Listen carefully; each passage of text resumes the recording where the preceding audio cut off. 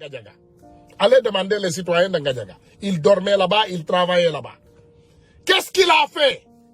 Il a trahi son peuple. Macky Sall a trahi le peuple sénégalais sur Ngadiaga. Parce qu'en réalité, le contrat de Ngadiaga est avec un ami de Macky Sall. Kharitou Macky Sall, Ben Bakan Moyor Ngadiaga. Vous savez que le pétrole est en train de sortir, c'est en train d'être exploité au Sénégal. Le gaz est en train d'être exploité au Sénégal. Le seul problème est que nos dirigeants ne sont pas assez intelligents pour nous laisser s'en bénéficier. Déedéet ñoom ci seen bopp 2% lañ ci am 10% 15% 20% li ci des ñu bàyyi tubaab bi yóbbu ko à notre détriment. Bi ñuy tabax Dubaï ñuy tabax Corée du Sud ñuy tabax dëkk yooyu pour ñu avancer ñun njiitu Sénégal yi booba ñu ngi tabax France. Nous on était en train de construire la France. Géologue la soi-disant géologue ñun bi ñuy tabax France. Quand on était en train de bâtir waa Dubaï bi ñuy defar Dubaï jël seen pétrole ak gaz tey Dubaï c'est parmi les économies les plus fortes du monde. Dubaï ci réew yi gën a avancé ci àdduna bi la bokk. Xam ngeen réew mi gën a avancé ci àdduna bi ah réew mi Karim Wade nekk parce que per capita la ñuy xoolee réew per capita mooy doomu aadama bu nekk lu muy fayeeku par année. Tey boo jëlee dëkk bi Karim Wade nekk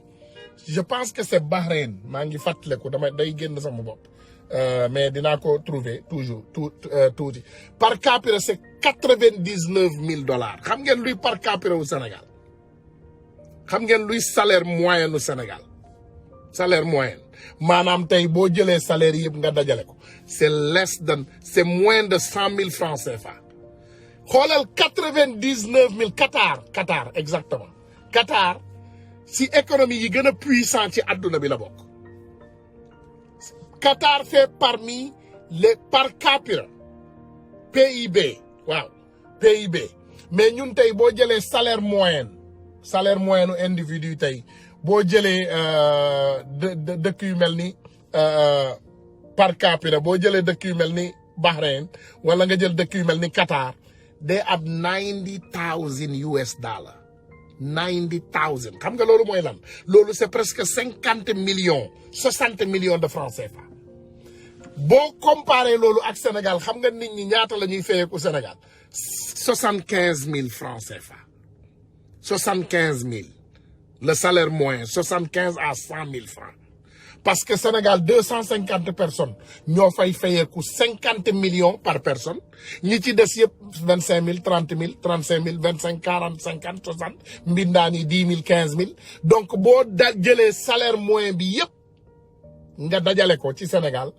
les individus gagnent on average the salary is at 75 maanaam 150,000 francs 150 $150. ñii ñu ngi ci $99,000 $99,000 comparé ak 150 xam nga 150 par exemple ñun moom mooy lan ñun 150,000 tey man mi nekk Amérique ñemewumaa yónnee sama yaay 150,000 par mois waxuma la salaire de sama yaay man bi ma jur te am na yeneen doom je ne suis pas le seul am naa frère am naa ay sœur kenn ci ñun ñemewul jël $150 nga ne moom ngay yónnee sa yaay ci weer te Sénégal loolu la benn parent war a fayeeku ci weer fay salaire fay loyer war cee jox ay doomam ñu lekk war cee faju war cee jël mais attends quand même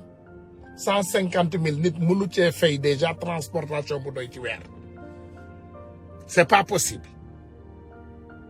ba pare nga war cee lekk ba pare nga war cee fay loyer ba pare nga war cee faju adduna de nee nañu Macky Sall la ngi liggéey ils disent que Macky Sall travaille fort Macky Sall is working xam nga dama leen di jox benn promesse yi nañu ñëw ci promesse yi pour wane nit ku dëgguwul xam nga nit ku mën a fen nit ku dëgguwul yéen yàlla daf ñu toro yàlla ñun daf ñu teg nattu ñun dañu am nattu am nañu nattu voilà am nañu benn nattu suñu nattu Macky Sall la léegi ma jox leen par exemple benn exemple bu ndaw voici conseiller des ministres la preuve des gros mensonges de l'État de Macky Sall déjà dafa am loo xam ne dinaa ko leeralaale ci biir loolu Sénégal ñaata région la am defe naa bu ma juumul nee nañu 15 régions su ma juumul on dit qu'on a 15 régions 14 régions dans le Sénégal et la diaspora est la 15e région voilà donc bu ñu tudd diaspora parce que defe naa 15e région moom tamit war naa am ci budget bi tey war nañoo diaspora bi pas pour diaspora bi mais pour li nga xam ne moom mooy suñu ak suñu ay yelleef suñu ay defarukaayu passeport suñu ay defarukaayu carte d'identité suñu consulat yi suñu ambassade yi mën naa leen ne déjà xaw ma feneen mais boo ñëwee ci consulat wu Amérique New York wallahi da ngay rus tu as honte ñu ne la lii mooy consulat bi boo demee ci consulat Nigéria parce que consulat moom mooy ki lay représenté ci réew boo ñëwee ci réew ambassade bi moo lay représenté consulat bi moom moo représenté les Sénégalais ici consulat boo ñëwee déjà dafa war a nekk benn symbole boo xam ne ku ñëw bu ma nee tey benn américain nañu dem ci suñu consulat ñu am fa rendez-vous war naa impressionné wu bu gisee consulat bi déjà war naa am lu ko impressionné war naa ñëw ci consulat bi ne voilà fii mooy consulat wu Sénégal macha allah mais consulat wu Sénégal ñun boo fi ñëwee dafa mel ni jaayikaayu keccaf ngeen jéggal sama ay kaddu nag ça fait honte ñoom ñu ngi liggéey les travailleurs font leur travail malgré les maigres moyens ñoom ñu ngi def seen liggéey mais boo duggee foofu Macky Sall jël na lépp mu polariser ko def ci ay xaal pulaar doo nga la fa dugal déjà consulat concierge xaal pulaar buntu bi xaal pulaar ci biir 50 xaal pulaar fii xaal pulaar kii joxe ndox xaal pulaar kii nettoyé douche bi xaal pulaar kii nettoyé fii xaal pulaar il a pris toutes les xaal pulaar de Brooklyn ils nous les ont mis sur dans notre consulat déjà première erreur parce que c'est flagrant déjà boo ñëwee du français la ñuy lakk de ci xaal pulaar ngay nuyoo pour ñu mën laa comprendre parce que booy saluer ci ñun consulat soo newul nombataa kenn du la comprendre boo fa ñëwee di lakk français dañ lay xool ndax yow sa xel bi du dox donc ça ne marche pas boo ñëwee déjà ci benn consulat c'est flagrant consulat bi yëpp mu def ko ay Haalpulaar maanaam armée de Haalpulaar la ci dugal ci biir consulat bi loolu is insane it's out of fucking control c'est pas grave comme ni ma leen ko waxee parce que lépp lu dul dëgg du mujj c'est pas grave moi je le prends comme des leçons que les Sénégalais doivent apprendre ay leçons la yoo xam ne Sénégalais yi dañ ciy jàngat anyway 14 régions yi nii la ko Macky Sall diggee woon région de Saint-Louis 306,7 milliards de francs CFA Kaolack 255 milliards de francs CFA Matam 127 milliards de francs CFA Louga 250 milliards de francs CFA Tambacounda 201,9 milliards de francs Thiès maanaam borom chantier yi ci ñoom Idi 447 milliards Ziguinchor dans le sud 360 milliards Kaolack non Kolda la région de Kolda 204 milliards Kédougou 192 milliards Diourbel 209 milliards Kaffrine 206 milliards Fatick 246 milliards au total 3191,6 milliards voilà donc vous voyez les problèmes mu ne ay waay je suis Haalpulaar mais je suis avec Sonko nen ne jaxate ñun dañ laa love we love you xam leen ne man nee naa leen man benn xarit laa am te Haalpulaar la waaye moom daf may dégg bu may dal seen kaw moom ci boppam ndeysaan daf may woo yenn saay mu ne ma maire bi ak paa bi nee nañu nga wàññi say accélérateur ci Macky nga bàyyi Macky pour te dire comment est petite la vie adduna ni mu tuutee benn xarit bi ma am tout couleur la toujours mu tooñ ma nee na ma te yaayam sama xarit la sama yaay la sama xarit la papaam sama pap sama xarit mais toujours maire bi ak paa bi ne ma bàyyil Macky bàyyil maire bi ak paa bi toujours bàyyil Macky naa leen bàyyil Macky Tunkara bàyyil Macky ngi liggéey mais xam nga dafa am loo xam ne ñun moom la ñu gëm nous on est des Sénégalais xam nga boo bëggee xeexal Sénégal du ànd ak sentiment mi ngi mel ni tey docteur tànk bu damm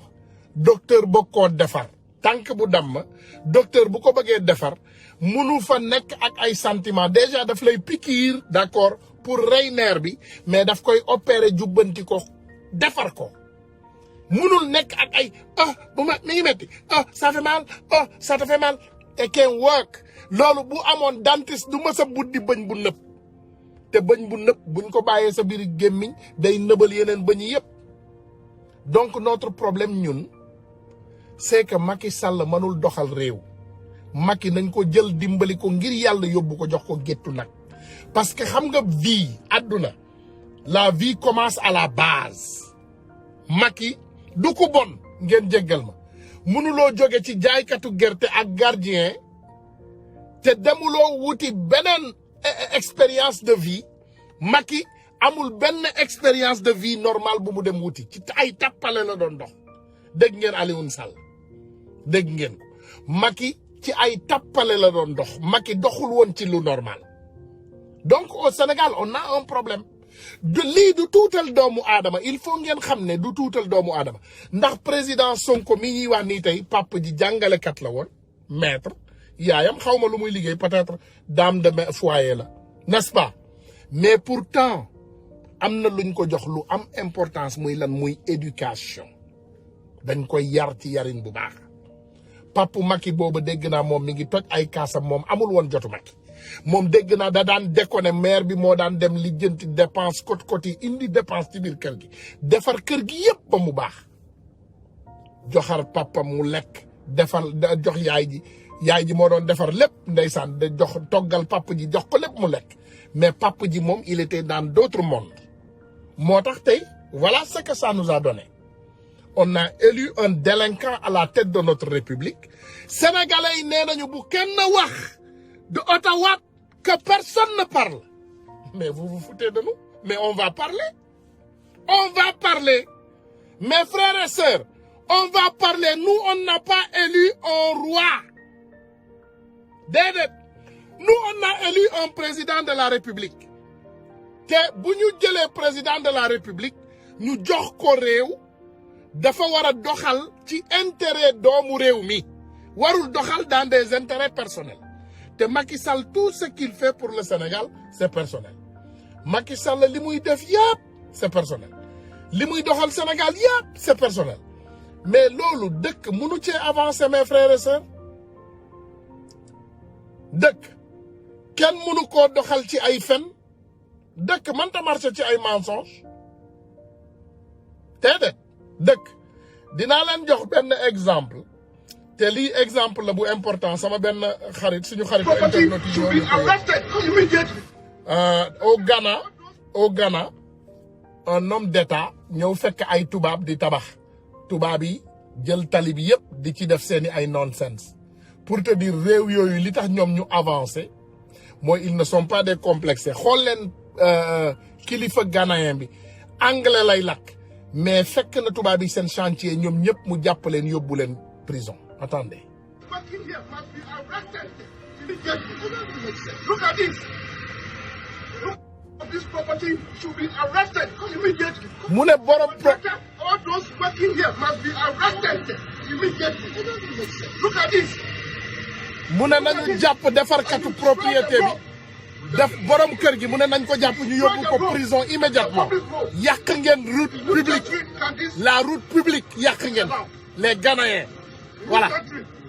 mu ne ndax yéen seen réew dina permettre lii Can anybody do this? mu ne dans ton pays est-ce que vous avez droit à le faire Madness.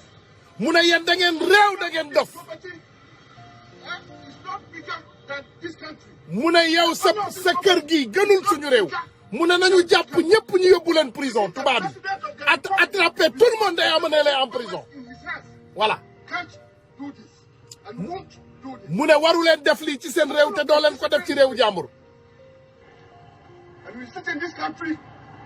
and allow this nonsense to mu go. ne ngeen toog ci réew mi di permettre imbéciles yi ñuy def liggéey yu ñaaw yi You enter into the road. mu ne da nga dugg ci suñu tali dafa dugg ci tali public tubaab bi dafa taxaw dugg ci tali public xoolal tubaab bi liñ koy waaj a def xool leen mu ne yàq nga tali bi mu ne yow nga defe ne am nga pouvoir boobu mu ne tey dinañ la jàpp on va t'attraper et te juger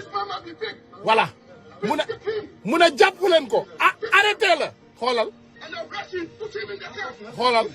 ñu ngi arrêté tubaab bi regardez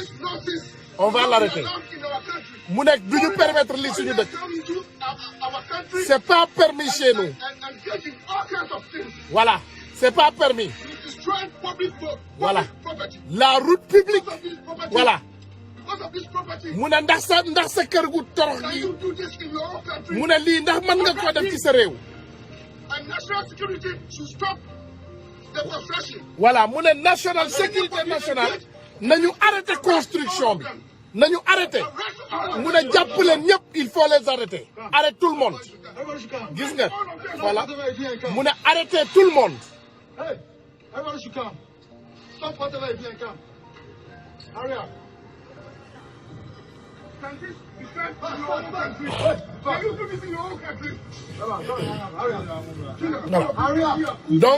donc boo xoolee li ñu doon wax léegi mooy exactement lii ce qu'on disait tout de suite boo leen ko xoolee mooy exactement li ñu wane nii c'est imprudent voilà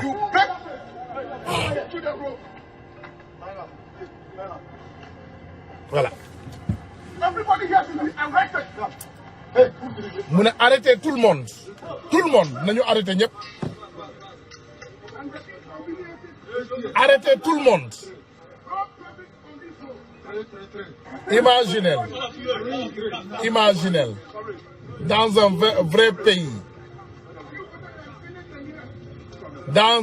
vrai pays nii la réew mu normal di doxee quand tu es dans une république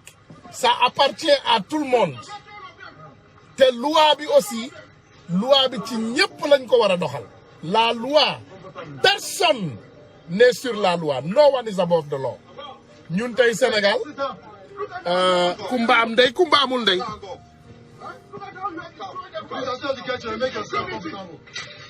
voilà attraper tout le monde arrêter tout le monde mu ne nañu arrêter ñëpp arrêter tout le monde les blancs sont là ils sont arrêtés les blancs gis nga tubaab bi xool leen ñu ngi leen di yeew voilà ñu ngi arrêté tubaab bi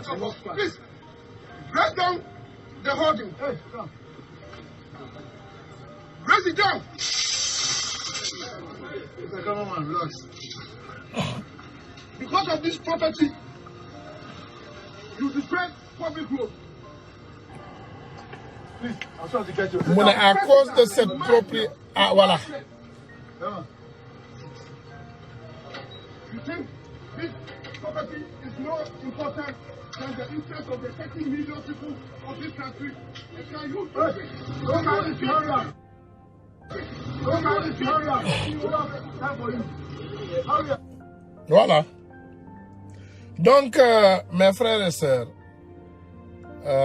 nous on a des problèmes. ñun dañu am problème ci suñu dëkk comme niñ leen koy waxee rek dañu am problème te dañu am problème bu mag problème mu éthique dañ ko am ci suñu dëkk déjà éthique ak déontologie dañu am problème mu éthique ak déontologie ci suñu dëkk ñun dañu am problème dans nos gestions maanaam suñu ay gestion suñu ay jëf ni ñuy doxalee dañ ci am problème maanaam ñun suñu état du état bu jub du état bu nite du état maanaam ñun suñu état boo ko doon comparé ak état yi xew ci àdduna bi ñun état wu fëgg jaay la ñu yor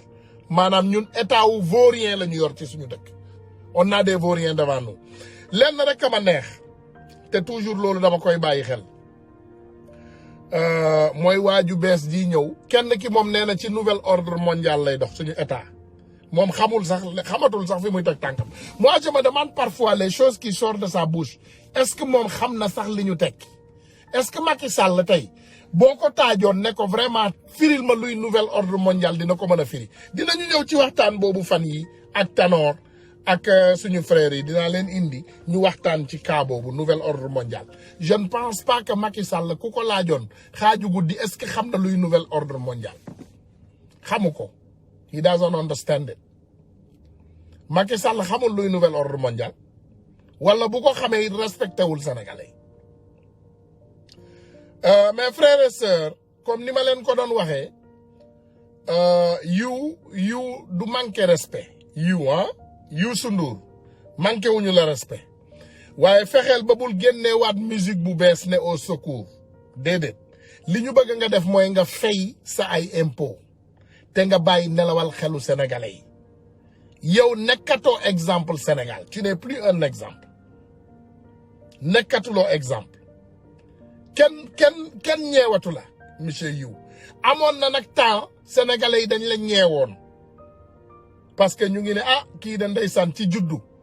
ni mu ñëwee ci àdduna bi ak li mu servir àdduna bi yëpp mais on t'a compris maintenant les sénégalais t'ont compris ñun doxatuñu ci yooyu ngeen di dox on n'est plus dans ça on n'est plus dans cette malhonnêteté nekkatuñu ci loolu li ñuy ñaan yàlla kay mooy yàlla may ñu ba ngeen fekk changement bi nga xam ne moom mooy ñëw waaj a am Sénégal rupture totale bi yàlla bu yàlla wàññi sa ay fan guddal fan ndax nga fekkee xëy na booba aussi di nga génnee way bu bees ndax Senghor li mu wax nii sànq Youssou Ndour fekkee nga ko parce que man bu may fàttaliku bu baax Mbaye Gueye Faye buy wax toujours moom ak Youssou Ndour lan la ñuy wax 72 la ñuy wax la ñu commencé wala 73 je ne sais pas waaye ak bu mu ci mën a doon at bi ma juddu la man 73 yéen man ndeysaan balaa may juddu fekk na yéen a ngi way te tey boo demee ci page yu Youssou Ndour il a 600 000 followers 600 000 tey dans un monde normal est-ce que xam nga ñaata followers la Youssou Ndour war a am bu dee 16 millions de Sénégalais ñoo nekk Sénégal Youssou Ndour doit avoir 8 millions de followers boo ko waree catégoriser dans des normes 8 millions de personnes ñoo war a suivre Youssou Ndour waaye tellement que sa cote wàññeeku na yu comme yow da ngaa gaaw a gis sa bopp dañ lay wax rek ci calcul 10% des Sénégalais ne te croient pas maanaam yow li la gëm ci Sénégal passé wul 5% loolu sondage la nag pour yow parce que tey boo taalee live télévision sax ba nga ko taalee 31 décembre le jour le plus important pour fecckat yi defe naa yaag Wally Seck la woon Liro Prince sax raw na la fi nga toll ni yaa ngi daanu rab defe naa yaa ngi woon à 4000 je pense yaa ngi woon à 4000 Wally Seck mi ngi woon à 7000 du ma fi tudd ay affaire Pawlish du ma dugg ci yooyu parce que yooyu ay détails la mais je sais que quand Ousmane Sonko était venu nous donner un discours un jour fàttaleku naa gis 19000 ba 20000 fàttaleku naa koo gis I saw 19,000 people te wayalul kenn wayul de il n'a pas chanté tout ce qu'il disait c'est la vérité mooy doomu sénégalais yi dëgg neex na leen te rupture totale boobu la ñu bëgg une nouvelle façon de faire la politique Ousmane Sonko ne sera devant aucun Sénégalais pour ngeen reyal ñu ko wala ngeen jàppal ñu ko il n'a qu'un seul passeport benn passeport la am benn état du ñëw pour sauver ko Ousmane Sonko amul passeport américain nga xam ne boo ko jàppee Amérique dina woote ne bàyyil suñu doom Barthélémy Diaz am na loolu Barthélémy Diaz xam leen ne moom c'est notre frère mais moom dafa am passeport kenn mënu ko laala Barthélémy c'est aussi un américain Ablaye Wade kenn mënu ko laal français la aussi de nationalité Macky Sall mii tey kenn mënu ko laal xaw ma lépp waaye boo moytuwul moom est-ce que jëlul sax nationalité français ak américain ñaari yëpp mu am ko pour sécurité parce que xam naa ne Amérique am na fi kayit xam naa loolu 100% mais xaw ma France mais je sais qu'il est tellement capable que mën na jël nationalité ñaari réew yi yëpp pour sécurité benn doomu Adama on a dit une nouvelle façon de faire la politique Abdou Diouf aussi am na kayit Abdou Diouf xar buy nelaw la Abdou Diouf moom est-ce que mas naa dugg sax moom ci affaire yooyu ay affaire u xëccoog yooyu moom xar buy nelaw la moom comme on le connaît ndeysaan lii avec ak seede ndeysaan Parce que j'ai eu la chance de visiter Louga. Louga, j'ai eu la chance. maa ngi saluer suñu xarit yu baax yooyu Maam Cheikh Moussa Mbaye suñu xarit Fallou maa ngi leen di ziyaare bu baax a baax a baax. J'ai eu la chance de visiter Louga. yéen ku amul chance visiter demal xool liggéey bi Djily Mbaye def Louga. Et parfois je ne suis pas totalement d'accord tout à fait ah boo demee tey Louga nga xool liggéey bi fa Djily Mbaye def nga waaru ci yàlla. Il a des châteaux partout nga xam ne àdduna du dara. Il a construit des châteaux partout bi mu demee nag ndeysaan ba amatul lu mu tabax monsieur Djily yàlla na ko yàlla yërëm. Il a construit des palais am na gis nga palais Fat comme roi Fat palais tabax na ko fa. ak yeneen palais il a construit des palais et des palais. J'ai eu la chance de passer la nuit dans ces palais. te tey Louga mooy région bi gën a dee ci Sénégal. Imaginez am na ay palais de Louga am na ay palais yu bari. Djily Mbaye même këru Abdou Diouf baayu Abdou Diouf moo ko tabaxoon mu ne ndax bëggul njiitu réew vraiment bu ay njiitu réew jógee ci àdduna bi ñëw visiter sa réew dañuy bëgg a visiter sa ville natale te bëggul ñu dem visiter Louga ville natalu Abdou Diouf te fekk kër baayam amul dara. Donc c'est Djily Mbaye qui a fait la maison du père de Abdou Diouf kër baayam moo ko tabax. Donc ñu toog ñun Sénégal mu ne Idi moom ba am na après 2024 di nga retraité. Non mais attendez Sénégal je pense que yàlla bañeewuñu noonu nag. Je vais vous dire une chose Dieu yàlla bañeewuñu noonu yàlla wallahi dafa bëgg sénégalais yi boo leen xamee ne balaa ngeen di xam ne yàllaa ñu bëgg rek ngeen xool rupture bi ñu yàlla jox ci ay fan yu néew. xoolal temps yi rek li ñu yàlla defal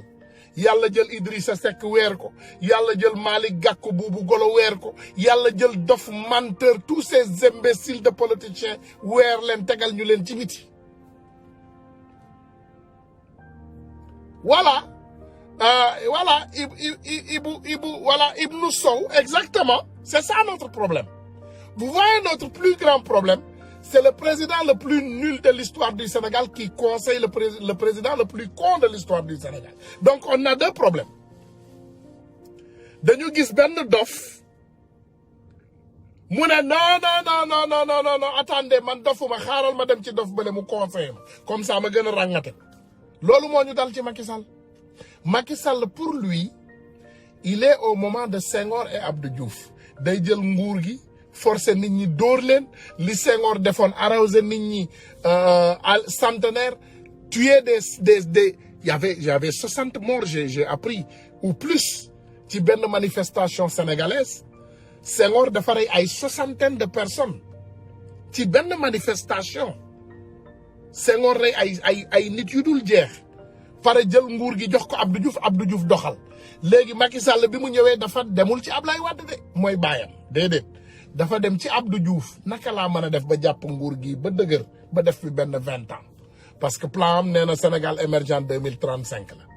donc 2035 bu ñu calculer on est en 2020 donc 15 ans moo dese Macky Sall moom nee na ci nguur gi boo leen ko gëmloo moom yaakaar na ne loolu mooy xew. Moom il pense que c'est ce qui va se passer il va passer 15 ans au pouvoir malgré tout ce qu'il a dit bu leen fàtte de y a Macky Sall qui nous a dit toutes sortes de magouilles au Sénégal. Voilà xam ngeen Sénégal voilà je vais venir du cinquennat au quinquennat voilà je vais faire au lieu de 7 ans je vais faire 5 ans. Voilà non après les 5 ans benn mandat laa ciy teg de 5 ans mu doon ñaari mandat et leneen c'est close ndeysaan mu dem pale gars yi naan ko yow la Macky yow la oh Macky yaay buur Macky yaa fi war a ne Macky yaa yor réew mi Macky yaa baax yaa nangam mais je vais te donner un message d'un simple citoyen sénégalais Macky du ma lii du message yu milliardaire du message yu les plus grands savants du monde déedéet c'est un simple citoyen lambda sénégalais xaaral ma ñëw jox la message am bu ma la joxee message am peut-être ça va te servir pour quelque chose un simple citoyen déglul kii Macky déglul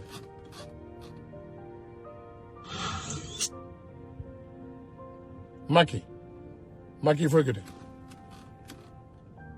lii ñaaw na Sénégal yi ci yàlla bët bu rusul toj lii ñaaw na Sénégal yëpp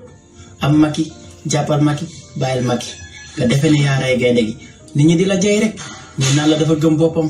bu jàppee du bàyyi lu bëgg a def da koy def lu mu xas doo validé loolay am ñu lay jey rek nga defe ne yaa rey gaynde gi alors que Macky ñun ñii ñoo la faloon ñun peuple Sénégal te bul fàtte ni nag li ngay def nii yëpp dangaa yaakaar ni boo fi jógee amoo ku la mën a remplacer kay parce que yow bi nga fiy toog kenn foogul woon ni yaay toog parce que yaa fi sës la moo tax nga falo bul fàtte ni dañoo bëggoon nguur gi fi nekkoon dégagé wu dem nga sës fi rek kenn xalaatul woon di nga ñëw ni nga yaakaaree woon noonu ba toog ba kenn xalaatul woon ni yaay toog noonu lañu programme yi ñun ki war a ñëw ba pare ñun peuple Sénégal bu dee Idrissa Seck nag mi ngi sa ginnaaw jurul sax muy buqi bët di xool du musa doon suñu président réew fii am na keneen ku ñu préparé ñun peuple bi fale pour war ko teg duñu wax kenn nag bañ egg ca. non mais là mais gis nga bu ma xoolee quand je regarde la jeunesse sénégalaise oh mais ils sont des inspirations jeunesse sénégalaise bu ma leen xoolee jeunesse sénégalaise vraiment c'est des personnes inspirées des very smart. Macky xam naa nag ndeysaan day dal doomu aadama waaye naa ñëwaat rek mayaat la bii nga dégg ko Macky nga xam ne ñun xam nañu leen léegi déglul bi xam nga Macky ce que tu n'as pas compris ñun xam nañu la ba xam ne vraiment voici Abdoulaye di Abou Diallo xam nga Abou Diallo Macky muy oncle de Marème Faye Sall Saint-Louis la dëkk Abou Diallo te Abou Diallo li gën a grave catastrophe mi ngi fayeeku salaire ci consulat du Sénégal bi nekk Marseille. Regardez-nous le Sénégal. On a un Sénégalais qui habite au Sénégal